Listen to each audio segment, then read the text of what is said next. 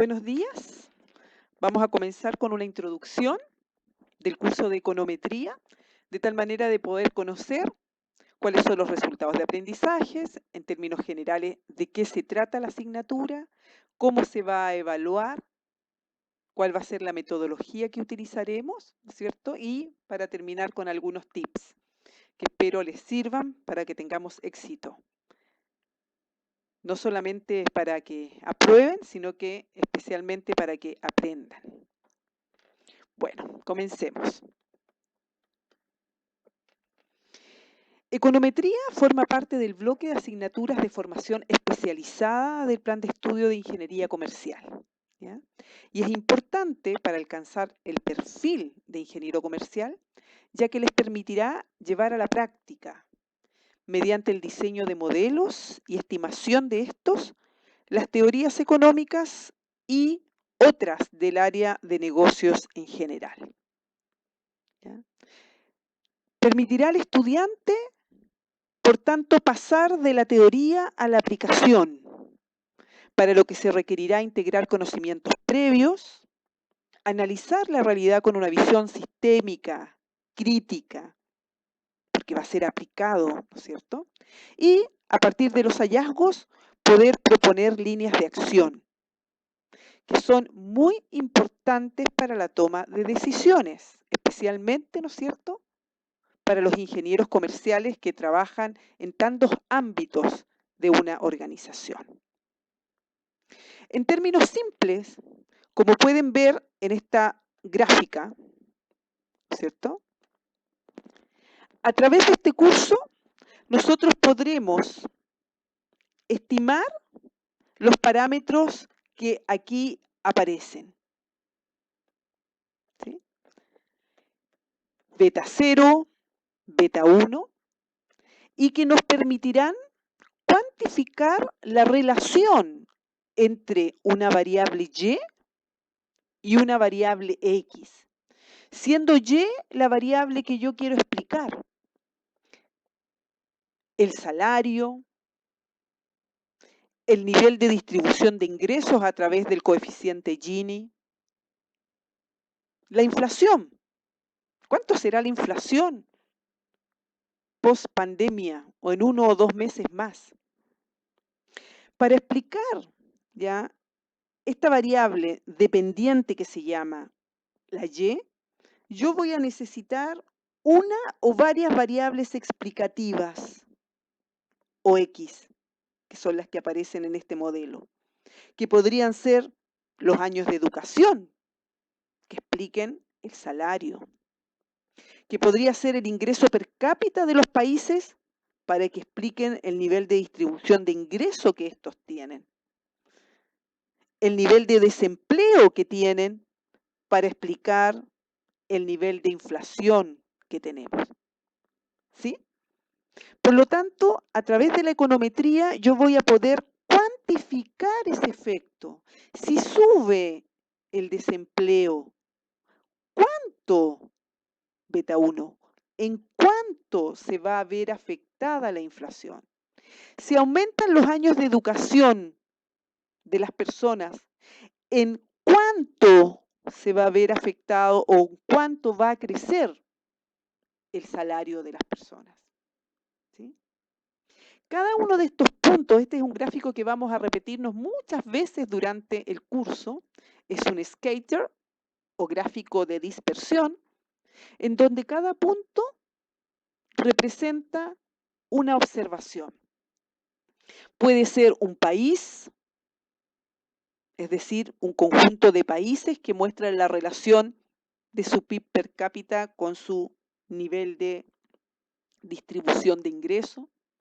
Pueden ser personas que tengamos, ¿no es cierto?, sus datos respecto de los años de educación y su salario, o pueden ser ustedes mismos, mis casi 43 estudiantes, porque todos los días crece un poquito más, mis 43 estudiantes, ¿ya? En donde yo tenga aquí el puntaje PSU con el cual entraron a la carrera y el PGA que están obteniendo ahora.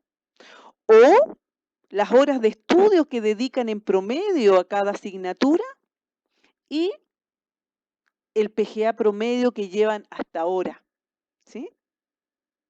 Como podemos ver en el último ejemplo, si fueran horas de estudio y PGA, esta gráfica en términos bien generales, ¿qué me está diciendo?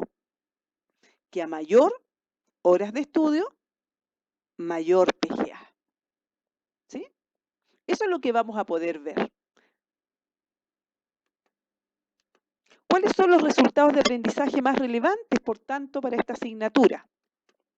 Primero, vamos a aprender a diseñar modelos de regresión simple y múltiple. Contenidos y materia que quizá ustedes ya están familiarizados y que las vieron en los ramos de estadística. Y ahora lo vamos a ver esencialmente con un enfoque mucho más aplicado. Segundo, vamos a aprender a estimar los parámetros de modelos de regresión lineal simple y múltiple mediante el software Gretel. Gretel es un software econométrico, libre, gratuito, disponible en internet, si lo buscan a sí mismo, ¿no es cierto? Y lo descargan, lo podrán tener en su computador para poder ejercitar lo que vamos a ver en clases. Vamos a poder identificar problemas de autocorrelación, heterocedasticidad, multicolinealidad y proponer soluciones.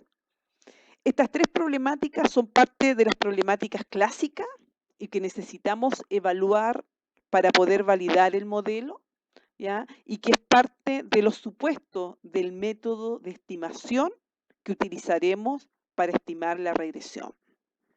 Y por último, aprenderemos a aplicar técnicas para formular, estimar y validar econométricamente un modelo, vamos a elaborarlo y vamos a presentarlo en un trabajo empírico grupal. Es decir, aquí también ustedes van a poder aplicar lo que vayamos aprendiendo. Y no solamente aprender de lo que otros han hecho, sino que ustedes mismos lo van a hacer. ¿Cuáles son los aspectos esenciales de la econometría? A nivel general, porque en el próximo video lo profundizaremos, pero a nivel general, la econometría tiene que ver con 5 aspectos básicos.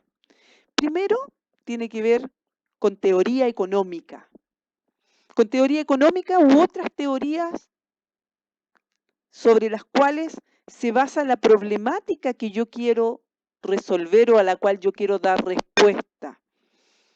Siempre un problema o un modelo econométrico parte de una pregunta que yo quiero responder. Y a esa pregunta siempre hay una teoría detrás que nos va a dar señales y orientaciones respecto de esa problemática. Por ejemplo, podríamos preguntarnos en cuánto va a afectar el aumento en el desempleo que estamos viviendo, producto de la pandemia que está sufriendo el mundo, en el nivel de inflación que tendrá Chile. La teoría económica, ¿qué nos dice respecto del desempleo y la inflación? A ver, piensen.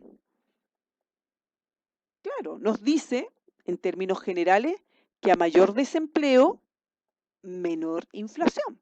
Muy bien.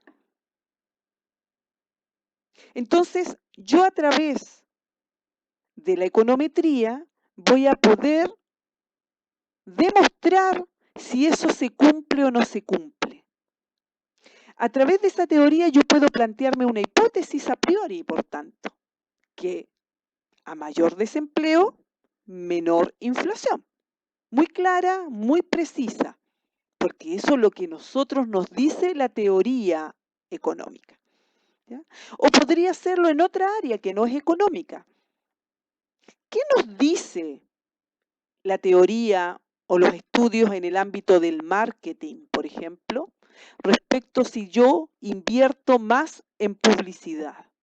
¿Qué ocurre, de acuerdo a lo que ustedes han visto en marketing, ¿ya? O en el área de administración general, cuando estudiaron las áreas funcionales. ¿Qué pasaría si aumenta el gasto en publicidad, en promociones, sobre las ventas? Bueno, la teoría nos dice, ¿no es cierto?, que a mayor gasto en publicidad o en promociones, las ventas debieran aumentar.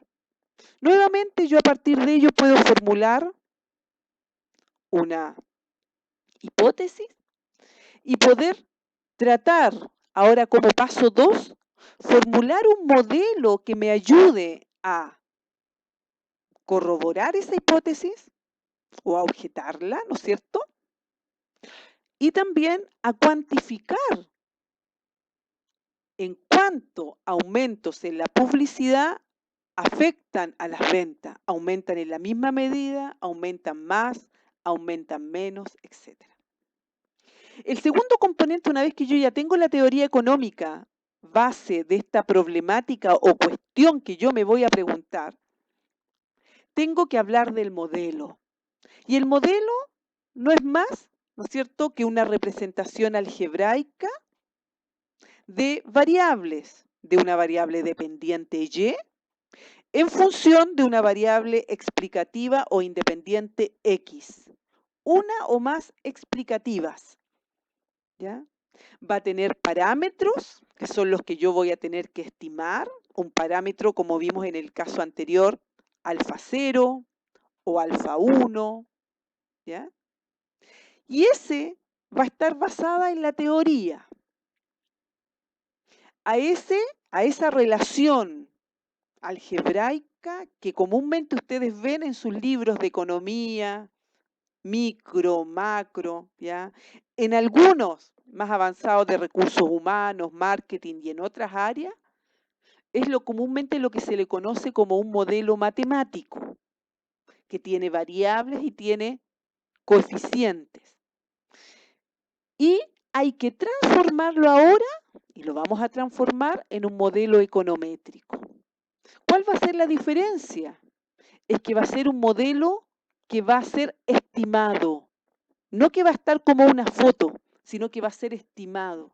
Y va a tener un componente que estudiaremos en el próximo video, que es un componente esencial de los modelos econométricos, que es un componente de error, que nos va a permitir mostrar, ¿no es cierto?, o nos va a representar todo aquello que la variable explicativa o X no explica de las variaciones de la variable que yo quiero explicar, que es la Y.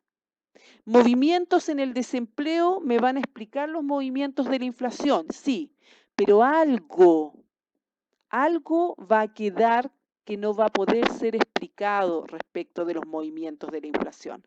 ¿Por qué? Porque hay otros componentes que pueden y que están explicando esto, ¿ya? ¿Por qué? Porque nunca vamos a tener un modelo perfecto. No porque yo estudie más horas, mi PGA va a aumentar de la misma manera a Ana que a Javier o que a Gabriela.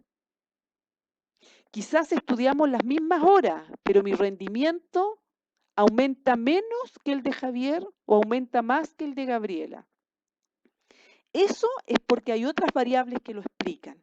Eso también es importante tenerlo claro, ¿sí? Lamentablemente, no todo lo vamos a poder explicar de una variable Y que queremos estudiar. Entonces, segundo, plantear el modelo. Tercero, datos. Y aquí está la parte práctica. Voy a tener que tener los datos de las variables y por lo tanto voy a tener que tener datos pasados. No voy a estar con los datos futuros. Voy a necesitar datos pasados de las variables en cuestión para poder estimar el modelo, ¿sí? Si quiero estudiar el efecto que tiene o que va a tener o que tendrá el desempleo sobre la inflación durante el año 2020, tengo que esperar a terminar el año 2020 y tener los datos de la inflación y del desempleo. ¿Ok? ¿Dónde los obtengo? ¿Dónde podrían obtenerlos, creen ustedes? Muy bien, del Banco Central podrían ser, ¿no es cierto? De estadísticas nacionales, del Banco Mundial si quiero buscarlo de otros países, ¿ya? U otras variables, ¿no es cierto?, del Instituto Nacional de Estadística, entre otras, muchas otras fuentes. Esos datos reales de las variables en cuestión son esenciales y necesarios para la econometría aplicada que nosotros vamos a estudiar. Teniendo el modelo, teniendo los datos, voy a tener que utilizar un método de estimación para estimar los parámetros. Ese método de estimación, hay muchos, pero en nuestro caso, dado el tipo de regresión que estudiaremos y el nivel de esta asignatura, será el método MICO o método de mínimos cuadrados ordinarios. Quizás ustedes ya algunos lo conocen porque lo han revisado en cursos anteriores, ¿no es cierto? Y por lo tanto se les va a hacer mucho más fácil. Y los que no lo conocen, ¿no es cierto?, lo veremos en la segunda y tercera clase. Con este método me va a permitir, dado una serie de otros supuestos que tiene, me va a permitir estimar esos alfas 0, alfa 1, alfa 2, los parámetros. Y al estimarlo voy a poder, por tanto, cuantificar el efecto que tiene variaciones en una variable X como desempleo sobre una variable Y que podría ser inflación. Por cada punto que aumentó el desempleo, ¿en cuánto aumentó o disminuyó la inflación? Este método de estimación me va a permitir, a partir del modelo y de los datos que yo tengo, poder estimar ese valor. Si yo quiero estimar la propensión marginal a consumir, por ejemplo, necesito datos de qué tipo. A ver si fuimos captando. Datos, efectivamente, de consumo como variable dependiente y de ingreso disponible como variable independiente. Con ellos y con el método de estimación MICO y con el software que nosotros nos va a ayudar a esa estimación, ¿ya? Software Gretel, software econométrico, podremos cuantificar a cuánto asciende realmente la propensión marginal a consumir. Concepto que nosotros estudiamos en la teoría económica y que sabemos, por ejemplo, que se mueve entre los valores 0 y 1. Y aquí, al estimarlos, vamos a poder corroborar que está entre 0 y 1. Y segundo, podríamos haber planteado una hipótesis, ¿ya? Que dada, por ejemplo, la pandemia y las cuarentenas que estamos viviendo y que no podemos salir mucho a consumir y que además va a disminuir el ingreso porque va a aumentar mucho el desempleo, la propensión marginal a consumir quizás, de acuerdo a eventos parecidos, la literatura nos dice que debiera disminuir respecto de años anteriores. Podríamos evaluarlo a través de esta estimación. Y por último, algo que también les va a traer muchos recuerdos de ramos anteriores, espero que buenos, ¿ya? Y si no, vamos a reconvertir esa experiencia a pruebas de hipótesis. Yo planteé una hipótesis aquí. ¿Qué me decía la teoría respecto de la inflación y el desempleo? Que a mayor desempleo, menor inflación. Eso es lo que yo tengo en mi cabeza en términos generales. Y ustedes después van a revisar otros papers y en general les dice eso, se los corrobora de acuerdo a situaciones similares, etc. Y yo después que planteé el modelo, busqué los datos, estimé el modelo, lo obtuve estimado, voy a poder evaluar esa hipótesis. ¿Ya? Y para eso, ¿qué voy a necesitar? Inferencia estadística. Voy a recurrir ahí a las pruebas clásicas como un TED Student para evaluar la significancia individual de un parámetro, F de Fisher para evaluar la significancia global de un modelo, entre otras tantas pruebas, ¿no es cierto?, que vamos a poder hacer y aprender a partir de este curso. Por tanto, a modo de resumen, los aspectos esenciales de la econometría los podemos resumir en 3 grandes áreas disciplinares que se van a integrar aquí. Primero, la teoría económica y de otras disciplinas a la cual se refiere a la problemática que yo quiero responder. Marketing, recursos humanos, economía propiamente tal. Lo puedo aplicar hasta ámbitos de las ciencias sociales, por ejemplo, para estudiar en cuánto afecta el voto de las personas, ¿no es cierto?, en función de el ritmo económico que tuvo los últimos años, etcétera, muchas otras cosas. Segundo, recordar y aplicar temas de matemática, especialmente lo que tiene que ver en la presentación del modelo. Algebraicamente, el método de estimación también, para poder demostrar cómo se obtienen esos estimadores. Y la estadística, especialmente para las pruebas de hipótesis y la estimación propiamente tal del modelo econométrico. Es interesante. Espero les haya quedado claro, por lo menos hasta ahora. Aquí hay 2 ejemplos, ya, que yo quiero compartir con ustedes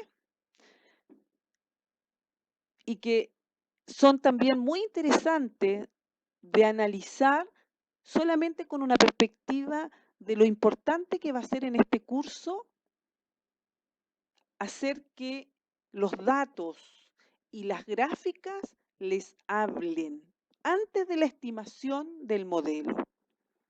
Por ejemplo, aquí hay una datos, recordemos, cada uno de estos puntos representaba una observación. ¿Qué representan en este caso estos puntos? Muy bien, países, ¿no es cierto? Distintos países. Y tiene 2 variables que posicionan a estos países en esta gráfica. La renta per cápita que tienen, promedio esos países, y las horas trabajadas anuales promedio de esos países. Si yo miro esta gráfica, puedo observar una cierta tendencia positiva, ¿lo ven o no? Que a mayor renta per cápita, las horas trabajadas también son mayores. Tengo que analizarlo y mirar muy bien cómo estos datos me están hablando a mí. Me están diciendo ciertas cosas que yo, a través de la econometría, voy a poder llevarla a formular un modelo, a estimar los parámetros y poder cuantificar cuánto cambian las horas trabajadas ante aumentos o reducciones de la renta per cápita. Aquí pareciera que si yo quisiera tirar una línea aquí, es más bien una línea así que una línea así. ¿Lo ven? Más bien una relación positiva. ¿Cuál es la teoría detrás de esto? ¿Cuáles son los modelos detrás de esto? Eso es lo que vamos a tener que ver. Por otro lado, aquí hay otra gráfica que relaciona ¿qué? Índice Gini, que es un índice que mide distribución de ingresos, ¿ya? Que si no conocen el concepto los invito a revisarlo, que va entre 0 y 1 su escala, por si acaso. Aquí va de 0,20 a 0,65 porque seguramente nadie tiene menos que esto y nadie tiene más que 0,60 y tanto. Y está en función del ingreso fiscal como porcentaje del PIB. ¿Sí? ¿Qué creen ustedes que son estos puntos? ¿Qué podrían ser? Disculpen. ¿Qué serán estos puntos? ¿Qué podrían ser? Para que sea ingresos fiscales en porcentaje del PIB, creo yo que podrían ser países, ¿no es cierto? Es difícil que sean personas, porque una persona no tiene un ingreso fiscal, ¿ya? Y si fuera como porcentaje del PIB, sería muy bajo, ¿no es cierto? Si somos a nivel de individuo. ¿Ya? Entonces, lo más probable que estos sean en función de países. Y aquí lo dice, 139 países del mundo con población mayor a 2 millones de personas. Ahora, si yo miro esta gráfica, ¿qué me dice esta gráfica respecto de la relación ingresos fiscales, índice Gini, distribución del ingreso? Nuevamente me muestra una tendencia relativamente clara, no perfecta, que los puntitos verdes me muestran que a mayor ingreso fiscal, al parecer disminuye el índice Gini. Y en este caso estaría disminuyendo la desigualdad o la mala distribución de ingresos, de acuerdo a lo que Gini representa. ¿Qué nos va a permitir la econometría? Nos va a permitir estimar esta línea roja. Esta línea roja que está aquí va a ser el modelo que yo voy a estimar, que va a tener un alfa cero, que va a ser un coeficiente de intercepto inicial de donde parte, y una pendiente que me va a medir en cuánto cambia el Gini ante cambios unitarios en el ingreso per cápita. Por cada 1% que aumenta el ingreso, o sea, el ingreso fiscal como porcentaje del PIB, que nos dice esa línea roja, el Gini disminuye. ¿En cuánto disminuye? Va a ser la pendiente. Y esa pendiente va a ser un coeficiente que yo voy a estimar a partir de este modelo. ¿Ven entonces, con estos dos ejemplos, que al estudiar esta asignatura vamos a poder pasar de la teoría a la práctica? Y aquí, más que querer solamente aprender conceptos y teoría, va a depender mucho de ustedes de querer y tener preguntas que les gustaría resolver a partir de problemáticas que ustedes mismos tengan. ¿A cuánto asciende la propensión marginal al consumo entre jóvenes? Eso lo podemos responder en un modelo econométrico. ¿Lo podemos hacer? No lo podemos hacer. Va a depender de si disponemos o no de los datos. Si estudian más horas los estudiantes universitarios, ¿su PGA aumenta? También se puede estudiar con un modelo econométrico. Terminada la pandemia, ¿el mayor desempleo va a traer menor inflación? Eso lo planteo porque es la teoría económica. ¿Ocurrirá así? ¿Lo podremos hacer con un modelo econométrico? Claro que sí. ¿Lo podremos hacer ahora? No, porque no ha terminado la pandemia, a menos que queramos hacerlo en los últimos 3 o 4 meses que tenemos y poder ya tener una mirada aproximada de esa relación. ¿Sí? A mayor años de estudios, mayor salario, también se puede estudiar con un modelo econométrico. ¿Ya? Pero va a depender de la disponibilidad de datos, ¿ya? Que yo pueda plantear ese modelo, lo pueda estimar y sacar las conclusiones que apliquen para ello. Bueno, ahora esperando haberlos dejado un poco motivados con el curso, ¿ya? Y que va a ser la base para cuando nos reunamos nuestra primera vez el 5 de mayo, el día martes, ¿ya? Para que ustedes me puedan hacer todas las preguntas que tengan a este respecto. Quiero contarles ahora algunos aspectos formales de la asignatura respecto de la metodología, la evaluación y algunos tips que vamos a tener y que quisiera compartirle a ustedes, ya para que les vaya muy bien.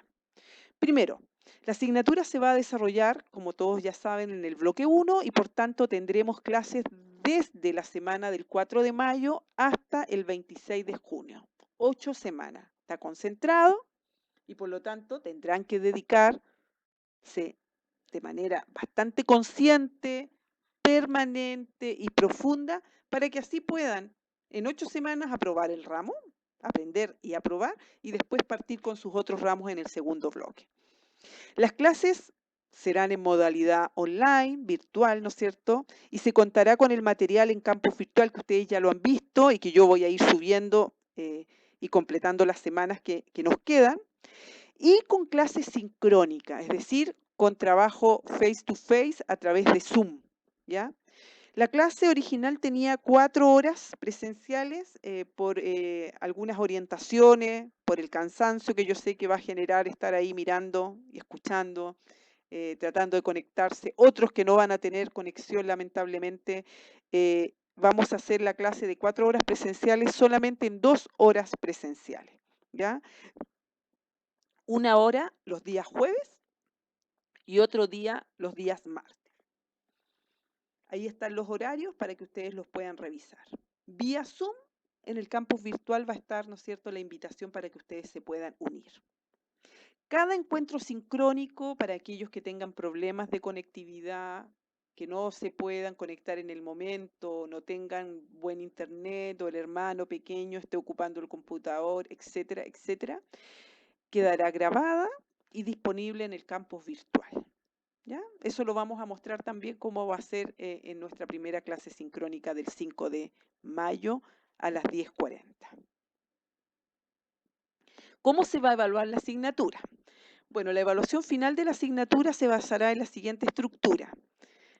Vamos a tener una evaluación de la parte práctica que va a pesar el 80% y una evaluación de la parte teórica que va a pesar el 20%. La parte práctica va a tener 2 componentes. Una evaluación global individual al final del semestre, un 60%, que en promedio, ¿no es cierto?, que al final va a ser 80 por 60, va a valer el 48% de la asignatura. Y un trabajo empírico grupal que va a valer el 40%, ¿ya? 80%, 40%. Para ese trabajo empírico van a tener que entregar el documento PPT y una presentación por grupo vía Zoom. Son en grupos, mínimo 3 estudiantes y máximo 5 estudiantes por grupo.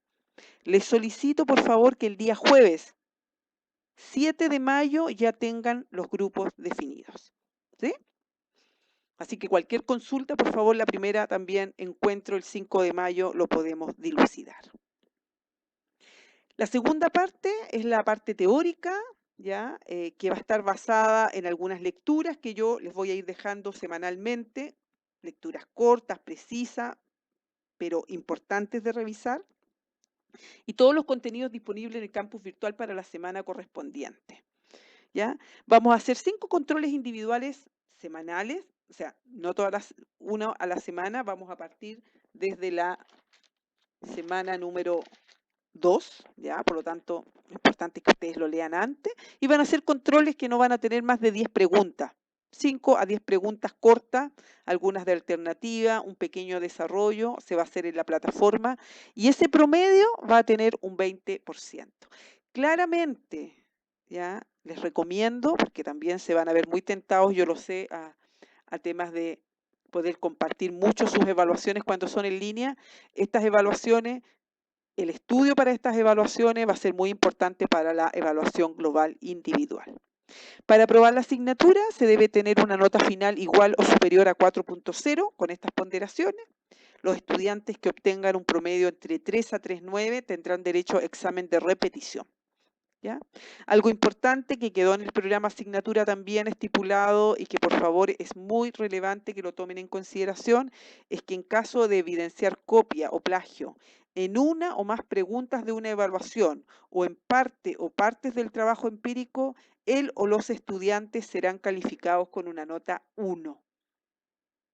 ¿Ya? Y ahí, claramente que con las ponderaciones que tienen, esa nota 1 va a generar la reprobación lo más probable de la asignatura.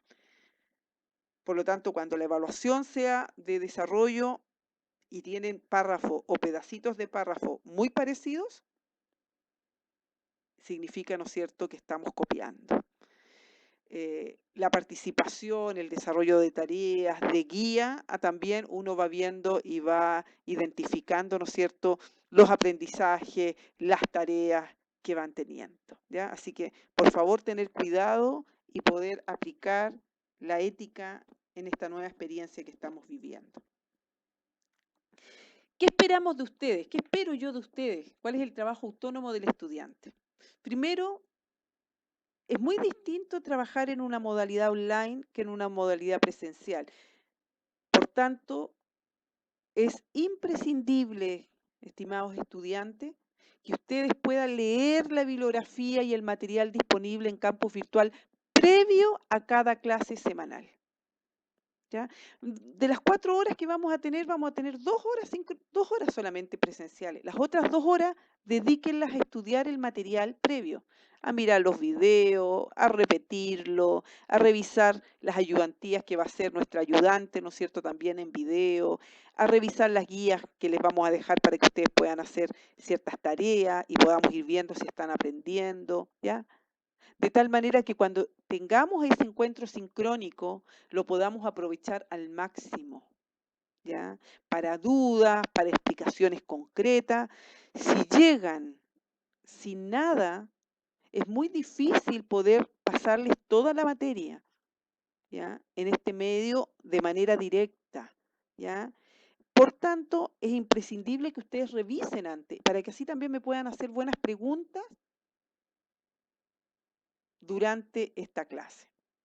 Desarrollar de manera individual y grupal las guías y ejercicios que van a estar disponibles en el campus virtual y entregados como tareas, ¿ya? Ejercitar el software Gretel. Bájenlo, practíquenlo, hagan 2 o 3. Hay muchos tutoriales, ¿ya? Es un software sumamente simple e intuitivo, facilísimo de poder operar, pero ejercitándolo. Revisión de los videos de ayudantía. Bueno, nuestra ayudante, que va a ser Camila Gutiérrez, que seguramente varios de ustedes conocen, va a disponer de varios videos de la materia que vamos a ir viendo en clase, de algunos apoyos y de algunas resoluciones de ejercicio, ¿ya? Por lo tanto, es sumamente importante también poder revisarla. Y por último, trabajo colaborativo, que no es lo mismo que trabajo en grupo, trabajo real colaborativo entre ustedes como curso y en especial en el desarrollo del trabajo empírico, ¿ya? Los equipos los van a elegir ustedes. Yo no los voy a definir. Por lo tanto, son ustedes los responsables de que el trabajo lo realicen entre ustedes. Y para finalizar, algunos tips finales que me gustaría darles. Primero, revisar constantemente el campus virtual.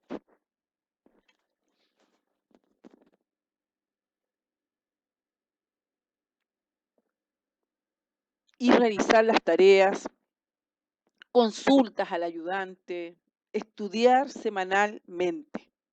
Son solamente 8 semanas, van a dividir su cabecita en menos asignaturas, pero claramente van a poder concentrarse solamente unas 8 semanas en ella. Segundo, conocer cómo se va a evaluar la asignatura, revísenlo, pregúntenme, ¿ya? Y en caso de trabajos en grupos, coordinarse oportunamente, no al final. Participar en clases sincrónicas y o revisar las grabaciones en caso de tener problemas de conexión. Consultas a mi mail, no hay problema.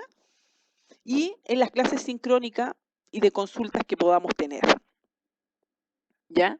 Pero por mi mail, si es necesario, ¿no es cierto?, después de la hora de clases que vamos a tener, me puedo quedar en Zoom con él o las estudiantes que tengan algunas dudas específicas, ¿ya? Pero es bueno que me escriban también para poder coordinarnos en ese sentido. Las clases, como dijimos, sincrónicas, presenciales, si las queremos llamar así, van a ser los martes de 10:40 a 11:40 y los jueves de 9 a 10. Vía Zoom, ser puntuales. Vamos a tener poco tiempo, así que aprovechémoslo. Bueno, y finalmente, tener ganas de aprender.